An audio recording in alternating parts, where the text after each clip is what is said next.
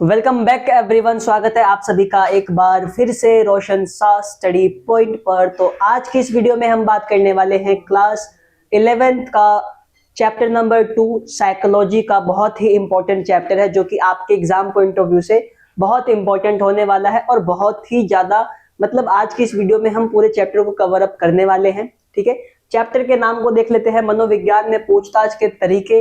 यानी कि आज हम इस पूरे चैप्टर के अंदर जानेंगे कि किस तरीके से हम जो मनोविज्ञान होता है उसके जांच के तरीकों को देख सकते हैं। ठीक है, तो ये आज का हमारा वीडियो रहने वाला है, क्लास 11th का, बहुत ही इंपॉर्टेंट है और मैं उम्मीद करता हूं आप सभी इस वीडियो को लास्ट तक जरूर देखेंगे।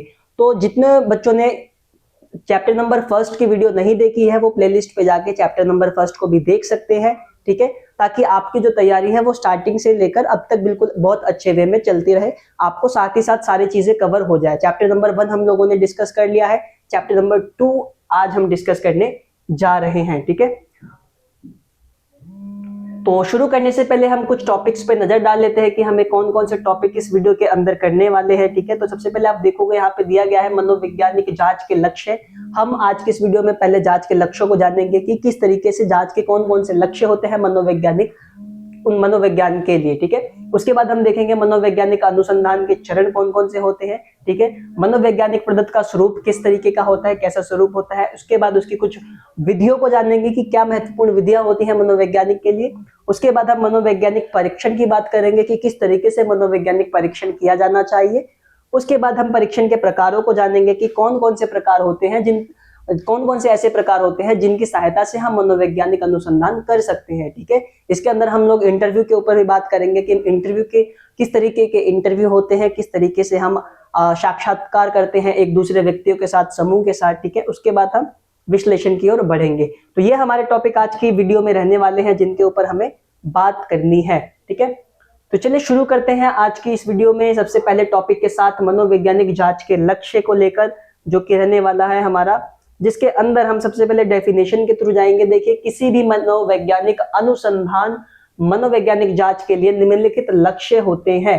ठीक है, तो मनोवैज्ञानिक जांच जब आप करने जाओगे तो आपको कुछ ऐसी चीजों की हेल्प लेनी पड़ेगी जो कि आपको एज अ रिपोर्टर बहुत इंपॉर्टेंट हो जाता है। जैसे कि आप देखोगे यहाँ पे विवरण की बात की गई है। ठीक है, यानी कि विवरण किसी भी चीज के, किसी भी कोई सी भी घटना हो तो आपको सबसे पहले देखना है कि उसकी क्या न्यूज है, उसकी पूरी खबर क्या है, आपको उसको विवरण के रूप में तैयार करना है। उसके बाद हम पूर्वानुमान की बात करते हैं कि पूर्वानुमान किस तरीके से आप उस किसी भी व्यवहार का या घटना का पूर्वानुमान कर सकते हो। उसके बाद हम स्पष्टीकरण करेंगे। ठीक है, कि स्पष्टीकरण किस तरीके से, क्या उसमें से हमें ऐसी कौन सी चीजें हैं जो हमें अलग करनी है, कौन सी चीजें हैं जो हमें अलग नहीं करनी है। तो इन सारी चीजों को हम स्पष्टीकरण के अंदर जानेंगे। उसके बाद हम देखेंगे कि व्यवहार पर नियंत्रण हम किस तरीके से कर सकते हैं। ठीक है, यानी कि हमने किसी भी घटना को लिया या किसी भी घटना के व्यवहार को हम जब लेते हैं मनोवैज्ञानिक अनुसंधान में जांच के लिए, तो आपको ये देखना होगा कि हम उसके ऊपर नियंत्रण किस तरीके से कर सकते हैं। देन हम उसका अनुप्रयोग, ठीक है, ज्ञान का अनुप्रयोग हम किस तरीके से, किस वे में कर सकते हैं, हम एक इसके ऊपर छोटा सा नजर रखने वाले हैं। ठीक है, तो ये आज हमारा फर्स्ट टॉपिक था जिसके अंदर हमें 5 चीजों को देखना है कि मनोवैज्ञानिक जांच में हम किन चीजों के ऊपर फोकस करते हैं। तो आपको बताना होगा मनोवैज्ञानिक जांच में हम 5 चीजों के ऊपर फोकस करते हैं। सबसे पहला होता है हमारा विवरण। ठीक है, सबसे पहले होता है विवरण, हम विवरण को देखते हैं। उसके बाद हम पूर्वानुमान लगाते हैं, देन हम स्पष्टीकरण करते हैं। उसके बाद हम व्यवहार पर नियंत्रण करते हैं और देन हम ज्ञान का अनुप्रयोग करते हैं। तो ये सारी चीजें होती है जिसको हम जांच के विषय में इंक्लूड करते हैं। ठीक है, ठीक है, आगे जब हम बढ़ेंगे तो हम इनकी डेफिनेशन के थ्रू जाएंगे कि क्या क्या डेफिनेशन होती है जब हम विवरण की बात करते हैं। ठीक है, यानी कि जब आप विवरण की बात करोगे तो आप देखोगे कि व्यवहार या घटना का सटीक वर्णन करना। ठीक है, तो कोई सी भी घटना अगर आपके सामने आ रही है, एज अ साइकोलॉजिस्ट आप अगर किसी भी घटना का विवरण कर रहे हो, किसी भी घटना के बारे में कुछ बना रहे हो, कुछ लिख रहे हो, तो आपको ये देखना होगा कि वो घटना है उसका सटीक वर्णन किया गया है कि नहीं। सपोज मेरे सामने कोई घटना घटी है तो मैं उसका एक विवरण तैयार करूंगा कि ये घटना इतनी तारीख को हुई है, इस समय पर हुई है और इस घटना में इतने लोग शामिल थे और देखने वालों का इनके प्रति ये बातें की गई थी। तो आपको क्या करना है, आपको विवरण के अंदर बताना है कि किस तरीके से जो भी घटना है उसका वर्णन किस वे में किया गया है, किस वे में आपने उसका वर्णन किया है। ठीक है। तो मनोवैज्ञानिक जांच में सर्वप्रथम विवरण जो होता है वो बहुत ही महत्वपूर्ण रोल निभाता है, यानी कि महत्वपूर्ण भूमिका को अदा करता है, जिसके अंदर हम ये जानते हैं कि जो व्यवहार या घटना है वो उसका सटीक वर्णन किया गया है या नहीं किया गया है, ठीक है। उसके बाद हम बात करें पूर्वानुमान की, तो पूर्वानुमान क्या होता है? मनोवैज्ञानिक जांच में पूर्वानुमान सेकंड बहुत ही मोस्ट इंपॉर्टेंट, मतलब बहुत ही महत्वपूर्ण भूमिका निभाता है। किस वे में? देखिए, यदि हम व्यवहार के स्वरूप का वर्णन कर सकते हैं तो हमें यह अनुमान लगाने में सक्षम होना चाहिए, ठीक है।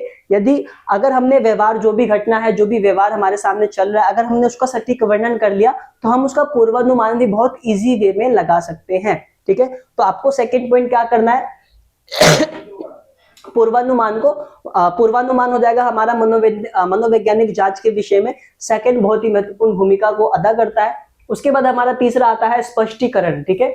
स्पष्टीकरण क्या होता है कि तीसरा लक्ष्य व्यवहार के कारण कारकों पर निर्धारकों को जानना और उन कारकों की व्याख्या करना है, ठीक है। अब हमें देखिए, हमें विवरण के बारे में पता चल चुका है कि विवरण क्या करना है, यानी कि अगर आप एक साइकोलॉजिस्ट हो, एक मनोवैज्ञानिक हो, अगर आप किसी चीज की जांच कर रहे हो तो आपको क्या करना है? आपको विवरण में बताना है कि व्यवहार का घटना किस तरीके से वर्णन किया गया है, देन आप उसका पूर्वानुमान लगाओगे, देन आप स्पष्टीकरण करोगे।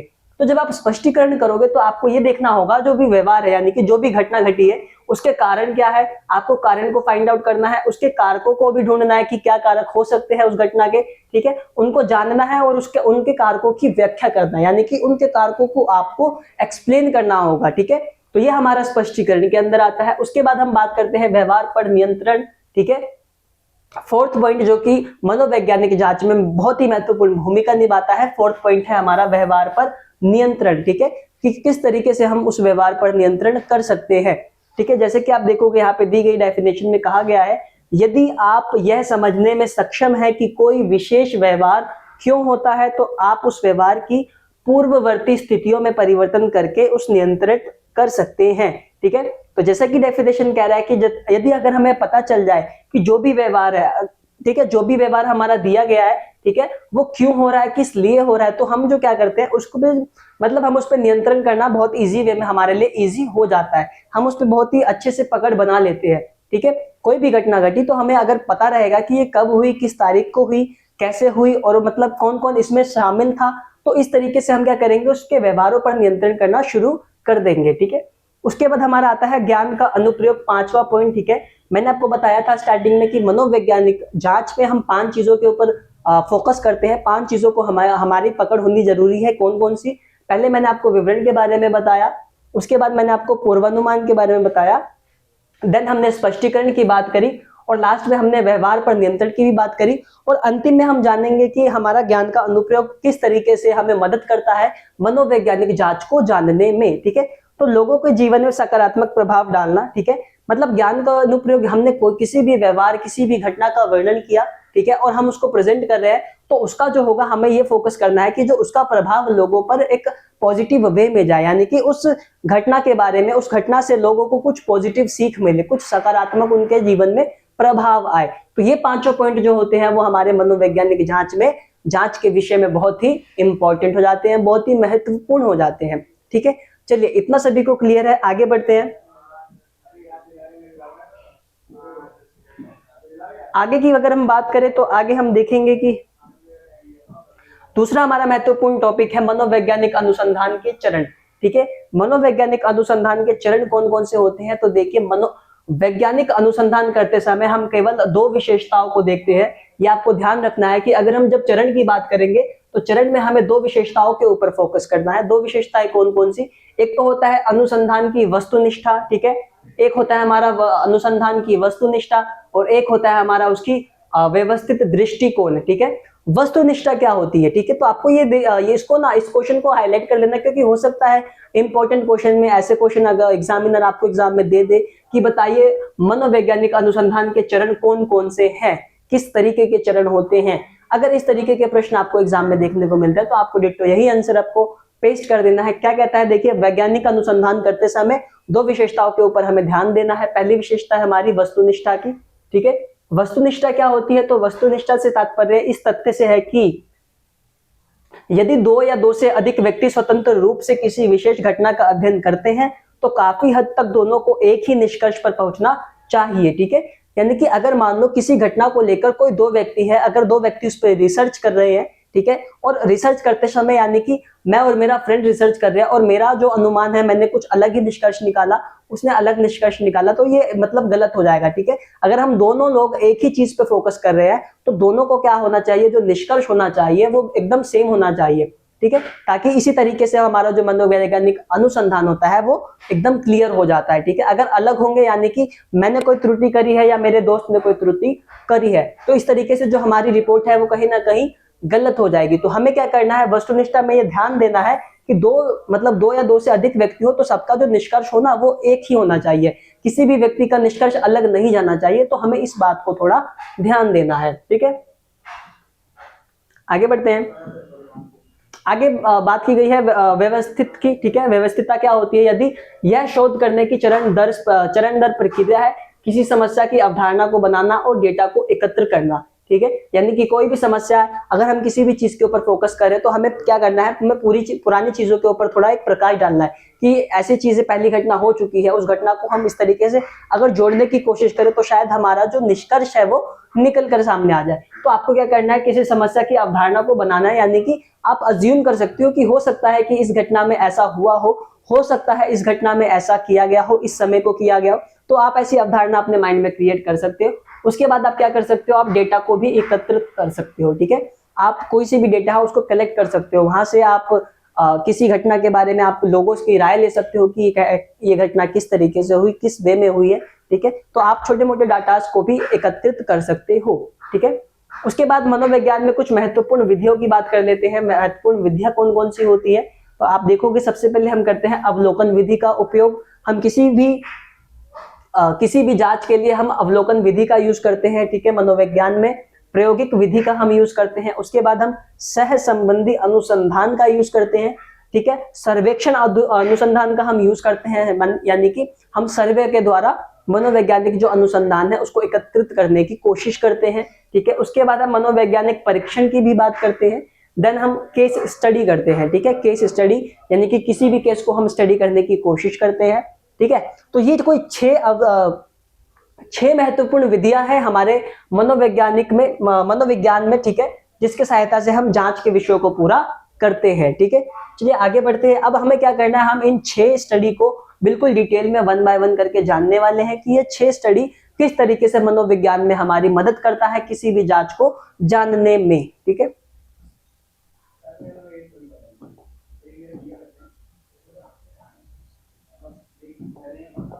यहाँ पे देखो अवलोकन विधि की बात की गई है, तो अवलोकन विधि क्या होता है, दैनिक आधार पर हम बहुत सी चीजें देखते हैं लेकिन केवल कुछ का ही निरीक्षण करते हैं। यह व्यवहार संबंधी डेटा एकत्र करने के अद्भुत तरीकों में से एक है, ठीक है। देखिए जैसा कि अवलोकन विधि में बताया गया है कि हम बहुत सारी डेली क्या करते हैं, हमें बहुत सारी ऐसी चीजें नजर आती है सामने में, हम बहुत सारी चीजों को ऑब्जर्व करते हैं, लेकिन उन सारी चीजों में से हम किसी 1-2 चीजों को ही अपने लाइफ में उतारते हैं, ठीक है। 1-2 चीजों से ही हम कुछ डाटास को एकत्रित करते हैं। तो अवलोकन विधि वही बताता है कि दैनिक आधार पर हम बहुत सारी चीजों को देखते हैं लेकिन बहुत कम चीजों को हम अपने जीवन में उतारते हैं, ठीक है।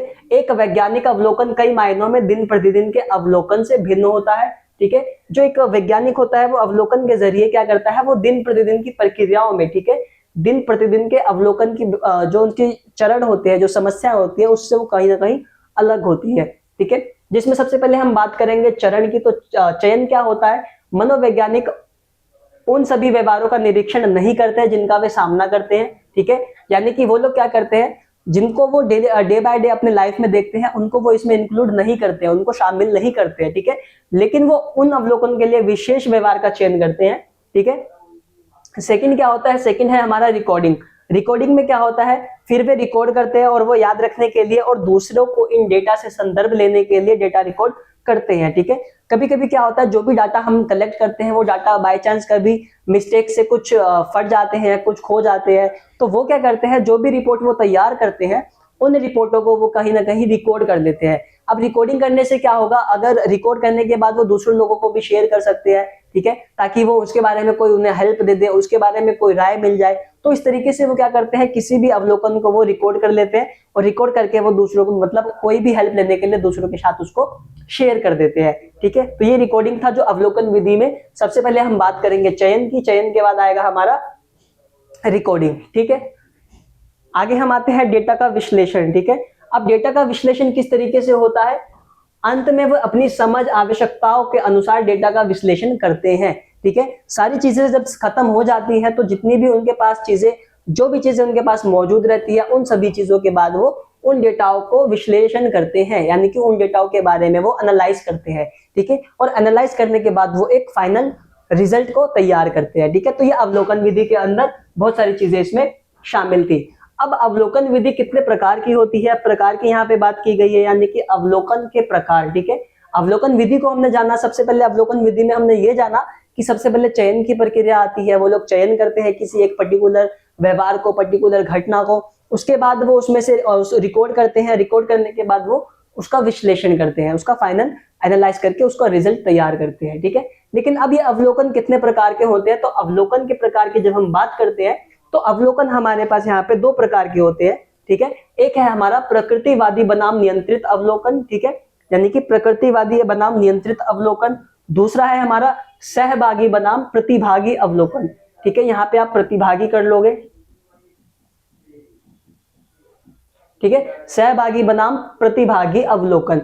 अब देखिए प्रकृतिवादी बनाम नियंत्रित अवलोकन में क्या होता है, तो यदि अवलोकन के वातावरण में हेरफेर नहीं किया जाता है, मतलब जो भी डाटा आपके पास है, जो भी वैज्ञानिक के मनोवैज्ञानिक के पास जो डाटा है, अगर उसमें हेरफेर नहीं किया गया, यानी कि किसी भी डॉक्यूमेंट को आगे पीछे नहीं किया गया है, या भी बोले हमने उसमें से कोई न्यूज वगैरह जो कट नहीं की गई है, यानी कि हेरफेर अगर नहीं किया गया है, तो ये क्या हो जाएगा, ये प्रकृतिवादी अवलोकन कहलाएगा, ठीक है। यदि नियंत्रित स्थिति के तहत अवलोकन को समायोजित करने के लिए पर्यावरण में हेरफेर किया जाता है, तो यह नियंत्रित अवलोकन कहलाएगा। यानी कि अगर आपने हेरफेर नहीं किया है तो ये प्रकृतिवादी है, और हेरफेर कर दिया है, जो भी डाटा आपके पास एकत्रित है, यानी कि किसी भी खबर में अगर हेरफेर कर दिया है तो वो प्रकृतिवादी है, और नहीं किया गया है तो वो हमारा हो जाएगा नियंत्रित, ठीक है, नियंत्रित अवलोकन हो जाएगा। तो ये हमारे दो प्रकार के अवलोकन होते हैं, ठीक है। दूसरा आता है हमारा सहभागी बनाम प्रतिभागी अवलोकन, ठीक है। दूसरा है हमारा सहभागी बनाम प्रतिभागी अवलोकन, ठीक है। तो इसमें हमारा क्या होता है कि सहभागी बनाम प्रतिभागी अवलोकन, यदि आप किसी व्यक्ति का अवलोकन कर रहे हैं और वह इसे जानता है तो यह सहभागी अवलोकन कहलाएगा, ठीक है। यानी कि हम किसी ऐसे पर्सन से, हमने पहले उसकी परमिशन ली है कि हम आपका अवलोकन करने वाले हैं, तो अगर उसको पता है कि मेरा अवलोकन किया जा रहा है तो ये हमारा कहलाएगा सहभागी। अगर हम उसके ऊपर नजर रख रहे हैं और उसको नहीं पता है तो ये मेरा प्रतिभागी अवलोकन कहलाएगा। यदि वह नहीं जानता, यहाँ से सेकंड डेफिनेशन शुरू हो जाती है, यदि वह नहीं जानता कि उस पर नजर रखी जा रही है तो यह गैर प्रतिभागी हो जाएगा, ठीक है। तो यहाँ पे आपको क्या करना है, यहाँ पे आपको गैर प्रतिभागी वर्ड का यूज करना है। यदि वह जानता है तो सहभागी अवलोकन हो जाएगा, और अगर उसको नहीं पता है कि हम उस पर नजर रख रहे हैं और वो इस बात से अवगत नहीं है, तो ये हमारा हो जाएगा गैर प्रतिभागी, ठीक है। ये हमारा क्या हो जाएगा, ये हमारा कहलाएगा गैर प्रतिभागी, ठीक है। तो ये हमारे अवलोकन के कुछ प्रकार थे। अब दूसरा हम बात करते हैं प्रायोगिक विधि के ऊपर। प्रायोगिक विधि क्या होती है, तो देखो प्रायोगिक विधि में क्या होता है, आमतौर पर नियंत्रण सेटिंग में घटनाओं या चर के दो सेटों के बीच कारण प्रभाव संबंध स्थापित करने के लिए प्रयोग किए जाते हैं, और एक सावधानी पूर्वक विनियमित प्रक्रिया है जिसमें एक कारक में परिवर्तन करते हुए दूसरे कारक पर उसके प्रभाव का अध्ययन किया जाता है, ठीक है। जबकि अन्य संबंधित कारकों को स्थिर रखा जाता है, यानी कि जो भी घटनाएं होती है हम उसमें से क्या करते हैं, हम एक घटना को रोककर दूसरी घटना के ऊपर ज्यादा फोकस करते हैं। जो हमारा जितना भी जो ध्यान होता है वो मनोवैज्ञानिक का वो दूसरी घटना पे ज्यादा देता है, ठीक है। वो हमारा प्रायोगिक विधि में होगा, यानी कि हम प्रैक्टिकली रूप में इसमें फोकस करते हैं और प्रैक्टिकल रूप में थोड़ा सोचते हैं कि ये घटना किस तरीके से की गई है, ठीक है। इसके अंदर सबसे पहले हम बात करेंगे प्रायोगिक समूह की। तो प्रायोगिक समूह क्या होता है, एक प्रायोगिक समूह एक ऐसा समूह है जिसमें समूह के सदस्यों को स्वतंत्र चर हेरफेर से अवगत कराया जाता है, यानी कि इसके समूह में जो भी लोग होंगे उनको बिल्कुल फ्री छोड़ दिया जाएगा, ठीक है। जो भी घटनाएं हैं, जो भी घटनाओं के जो चर है उनसे अवगत कराने के लिए इनके जो सदस्य हैं उनको बिल्कुल फ्री किया जाएगा, उनको बिल्कुल मुफ्त कर दिया जाएगा, ठीक है। तो ये हमारा प्रायोगिक समूह था। देन हम नियंत्रण समूह की बात करेंगे। नियंत्रण समूह में क्या होता है, नियंत्रण समूह एक तुलना समूह है जिसे हर तरह से प्रायोगिक समूह की तरह माना जाता है, सिवाय इसके कि इसमें हेरफेर किया गया चर अनुपस्थित है, ठीक है। यानी कि जो भी हम हेरफेर कर देते हैं, अगर वो अनुपस्थित है, कि मान लो हमने किसी पेज को अलग कर दिया है और वो पेज उसमें मौजूद नहीं है, मतलब जिस पेज को हमने अलग किया है उससे रिलेटेड पेज नंबर उसमें नहीं है, तो ये हमारा किस में आ जाएगा, नियंत्रण समूह में। ठीक है, ये प्रायोगिक समूह की तरह ही माना जाता है। ठीक है, तीसरा आता है हमारा सह संबंधी अनुसंधान। सह संबंधी अनुसंधान में क्या होता है, मनोवैज्ञानिक अनुसंधान में हम अक्सर भविष्यवाणी उद्देश्यों के लिए दो चरों के बीच संबंध निर्धारित करना चाहते हैं, यानी कि जो भी दो डाटाज होंगे, दो डाटाज के जो पार्ट होंगे, जो चर होंगे, उसमें हम क्या करेंगे, उनके बीच संबंध को जोड़ने की कोशिश करेंगे, यानी कि दोनों को इंटरसेक्ट करेंगे। ठीक है, उदाहरण के लिए आपको यह जानने में रुचि हो सकती है कि क्या अध्याय के समय की मात्रा का छात्र की शैक्षणिक उपलब्धि। ठीक है, अब देखो यहाँ पे क्या किया गया है, यहाँ पे दो चीजों की बात की गई है। पहला चीज क्या गया है, अध्याय के समय की मात्रा, यानी कि जो अध्याय है उसके समय की मात्रा क्या है, और दूसरा है हमारा छात्र की शैक्षणिक उपलब्धि, यानी कि उस छात्र की शैक्षणिक उपलब्धि क्या है। इन दोनों से संबंधित इनको जोड़ा गया है। ठीक है, सह संबंधी अनुसंधान के अंदर दो चरों के बीच संबंध की ताकत और दिशा को एक संख्या द्वारा दर्शाया जाता है। ठीक है, जो भी दो चर होंगे उसमें हम क्या करेंगे, दोनों चरों के बीच हम उसकी दिशा को दर्शाने के लिए एक संख्या का यूज किया गया है। ठीक है, जिसका मान क्या होता है, जिसका मान होता है +1.0 से 00 और ठीक है -1.0 इतना हो सकता है वो लास्ट तक फाइनल। तो ये डाटा आपको ध्यान में रखना है। ठीक है,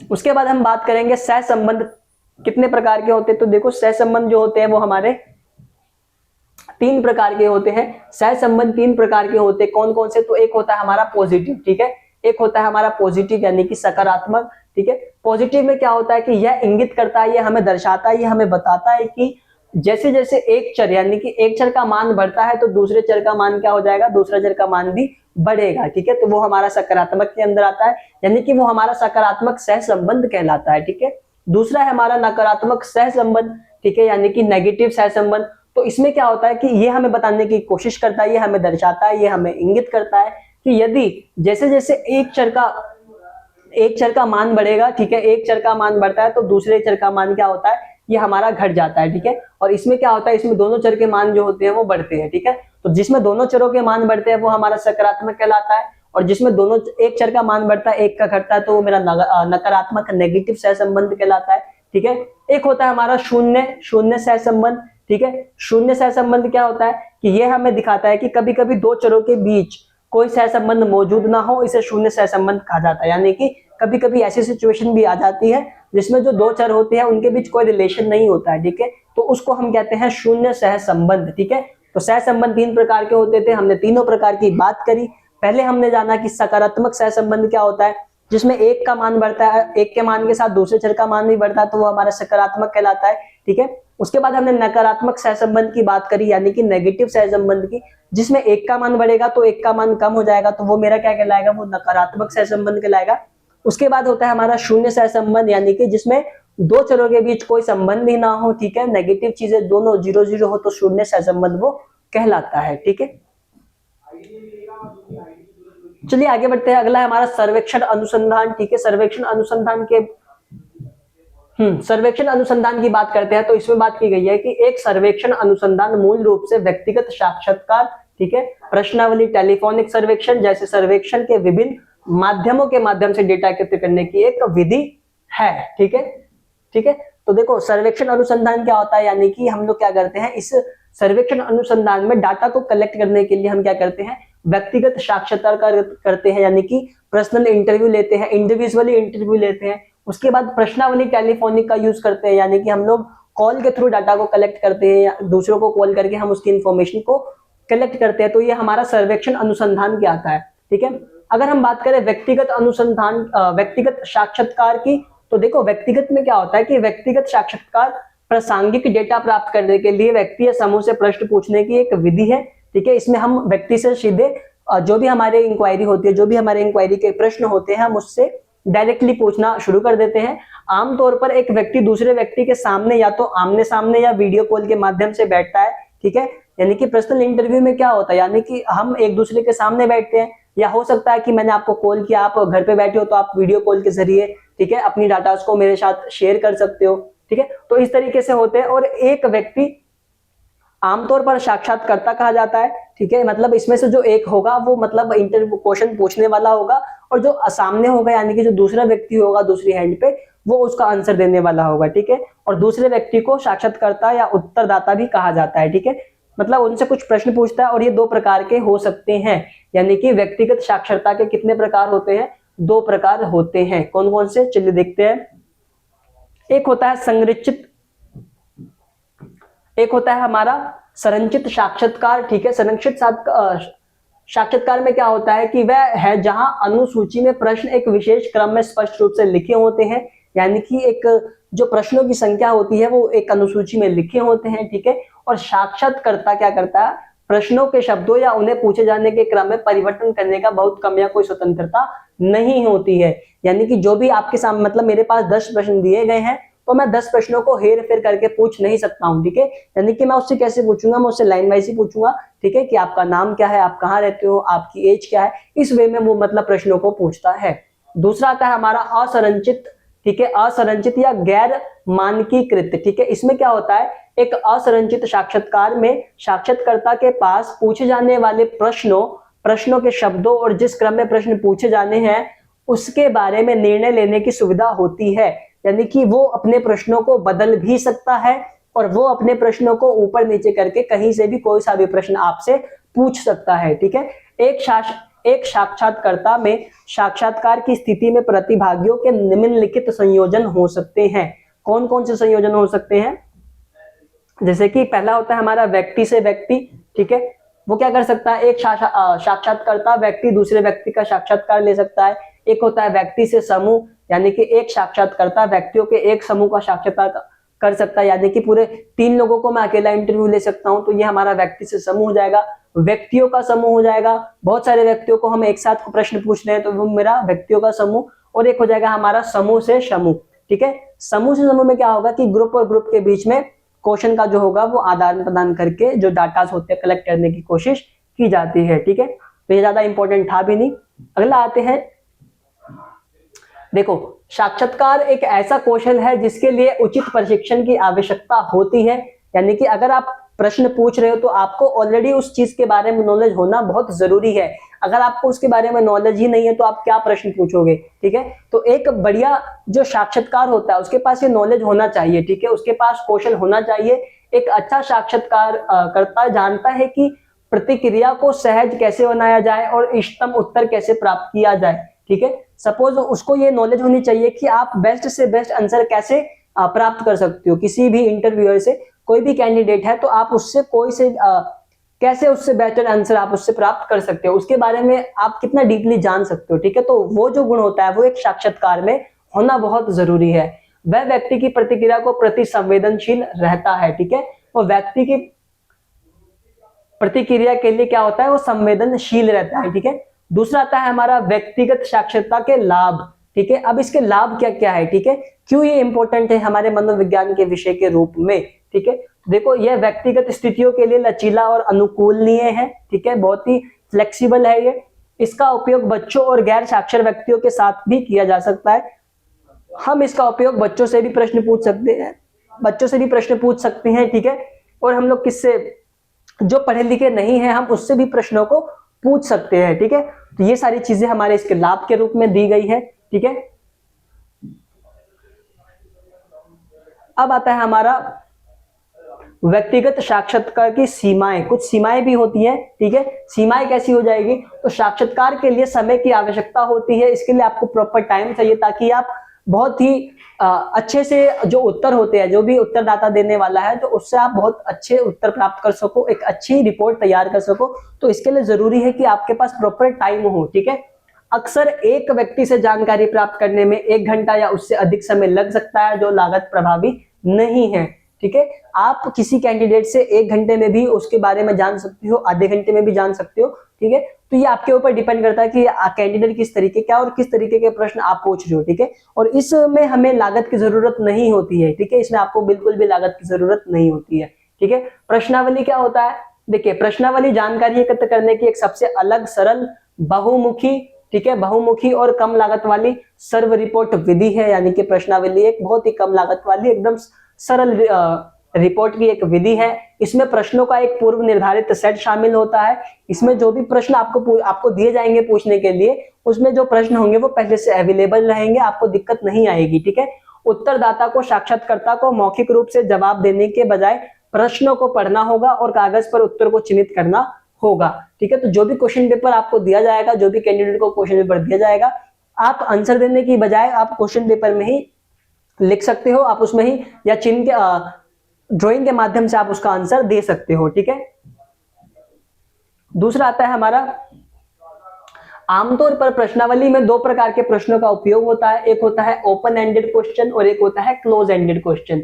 ठीक है, ओपन एंडेड क्वेश्चन और क्लोज एंडेड क्वेश्चन प्रश्नावली के 2 भाग होते हैं, आपको ये बात ध्यान में रखना है, प्रश्न आ सकते हैं यहां से। ठीक है, अगला है टेलीफोन सर्वेक्षण। ठीक है, टेलीफोन सर्वेक्षण में क्या होता है, तो सर्वेक्षण टेलीफोन, मोबाइल फोन, SMS, ठीक है, एप्स आदि के माध्यम से आयोजित किए जाते हैं। ठीक है, टेलीफोन सर्वेक्षण समय कम करने में मदद करता है। टेलीफोन सर्वेक्षण में क्या होता है, हम कॉल करके जानकारी को प्राप्त कर लेते हैं। ठीक है, कॉल करके जानकारी को प्राप्त करने में हमें बहुत ही कम समय लगता है और हमारे जो पैसे भी इसमें बिल्कुल नहीं लगते हैं। ठीक है, तो बहुत ही मतलब अच्छी सुविधा यहाँ पे आपको दी गई है। ठीक है, टेलीफोन की। ठीक है, अगला आता है हमारा मनोवैज्ञानिक परीक्षण। ठीक है, मनोवैज्ञानिक परीक्षण क्या होता है, तो व्यक्तिगत भिन्नताओं का आकलन शुरू से ही मनोविज्ञान की महत्वपूर्ण चिंताओं में से एक रहा है। मनोवैज्ञानिकों ने विभिन्न मानवीय विशेषताओं, जैसे कि यहाँ पे बुद्धि की बात की गई है, योग्य, व्यक्तित्व, रुचि, दृष्टिकोण, मूल्य, ठीक है, उसके बाद शैक्षणिक उपलब्धि आदि के मूल्यांकन के लिए भिन्न प्रकार के परीक्षणों का निर्माण किया गया है। ठीक है, यानी कि मनोवैज्ञानिक परीक्षण में हमें किस चीजों के ऊपर फोकस करना होता है, तो आपके पास प्रॉपर बुद्धि होनी चाहिए, आप उस चीज के काबिल होने चाहिए, उसके प्रति योग्य होने चाहिए। ठीक है, आपका व्यक्तित्व ध्यान में रखना होगा आपको इसके अंदर, आपका उसके चीज में इंटरेस्ट होना बहुत जरूरी है, रुचि बहुत महत्वपूर्ण है होने वाली है यहाँ पे। उसके बाद दृष्टिकोण, आपका नजरिया किस तरीके का रहने वाला है। देन मूल्य और शैक्षणिक उपलब्धि, यानी कि आप कम से कम एजुकेटेड हो उस चीज के प्रति, तो मनोवैज्ञानिक परीक्षण में इन सारी चीजों के ऊपर बात की जाती है। ठीक है, इन परीक्षणों का उपयोग विभिन्न उद्देश्यों के लिए किया जाता है, जैसे कि कार्मिक चयन। ठीक है, तो मनोवैज्ञानिक परीक्षण का उपयोग हम कार्मिक चयन के लिए भी करते हैं, हम प्लेसमेंट के लिए भी करते हैं, हम प्रशिक्षण के लिए भी करते हैं और हम मार्गदर्शन के लिए भी कर सकते हैं। ठीक है, तो ये सारी चीजों में हम मनोवैज्ञानिक परीक्षण की हम बात करते हैं। एक मनोवैज्ञानिक मानकीकृत और वस्तुनिष्ठ उपकरण है जिसका उपयोग मूल्यांकन करने के लिए किया जाता है। ठीक है, जिसका उपयोग हम लोग मूल्यांकन करने के लिए करते हैं। ठीक है, अब हम बात करने वाले हैं वस्तुनिष्ठता की। ठीक है,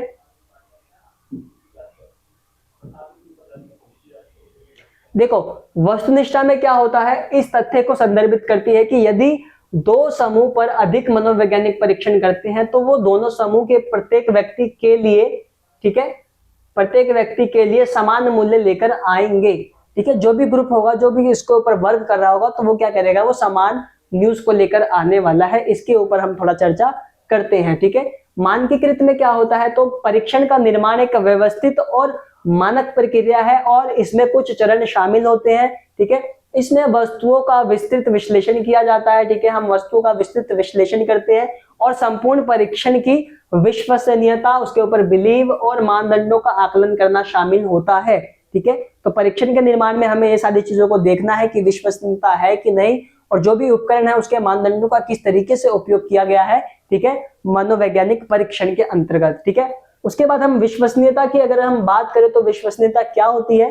देखो, परीक्षण की विश्वसनीयता एक व्यक्ति द्वारा 2 अलग अलग अवसरों पर एक ही परीक्षण में प्राप्त अंकों की स्थिरता को संदर्भित करती है। ठीक है, ये क्या करती है, मतलब विश्वसनीयता के लिए मतलब 2 अलग अलग समूहों को एक व्यक्ति द्वारा कुछ अंकों के अवसरों पर डिपेंड करती है कि किस तरीके से काम उसमें वर्क किया गया है। ठीक है, तो हमारा विश्वसनीयता के अंतर्गत आता है। ठीक है, परीक्षणों के प्रकार, किस तरीके के परीक्षण होते हैं उसको जान लेते हैं।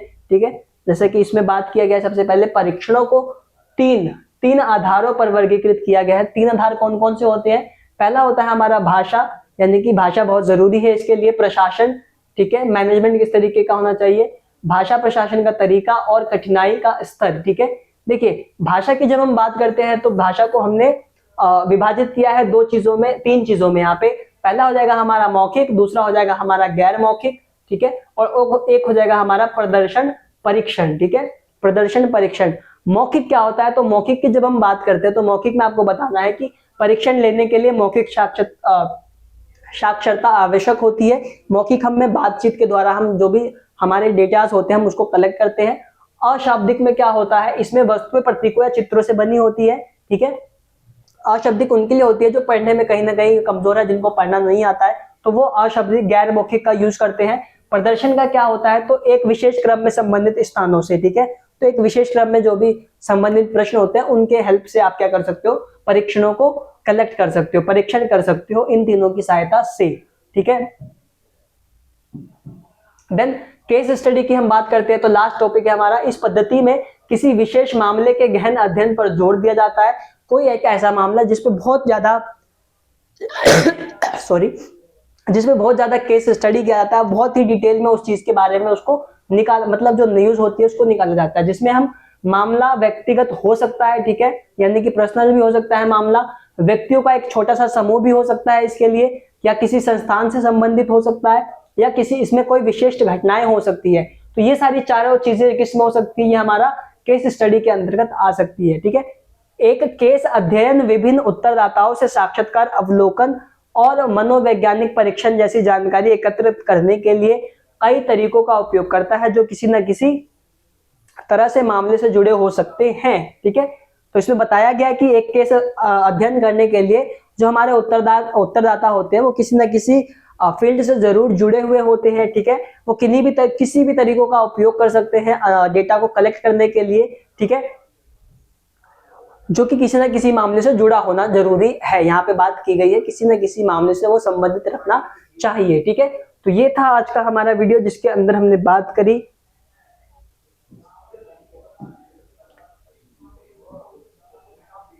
तो ये थी आज की हमारी वीडियो क्लास 11th के लिए, ठीक है, जिसमें हमने चैप्टर नंबर 2 की बात करी, मनोविज्ञान में पूछताछ के तरीकों की, ठीक है। तो ये जितने भी टॉपिक है आपको बहुत अच्छे से क्लियर हो गए होंगे, तो आप इसको नोट्स के रूप में अपने कॉपी में नोट डाउन भी कर सकते हैं। और अब जिन बच्चों को भी इसकी पीडीएफ चाहिए तो हमारे इस चैनल के डिस्क्रिप्शन लिंक से भी डाउनलोड कर सकते हैं, ठीक है, आपको फ्री में अवेलेबल हो जाएगा। तो मिलते हैं आपसे नेक्स्ट वीडियो में, तब तक के लिए आप इस वीडियो को अपने दोस्तों में शेयर करिए, ठीक है, शेयर कमेंट लाइक जरूर करिए, ठीक है। मिलते हैं आपसे नेक्स्ट वीडियो में।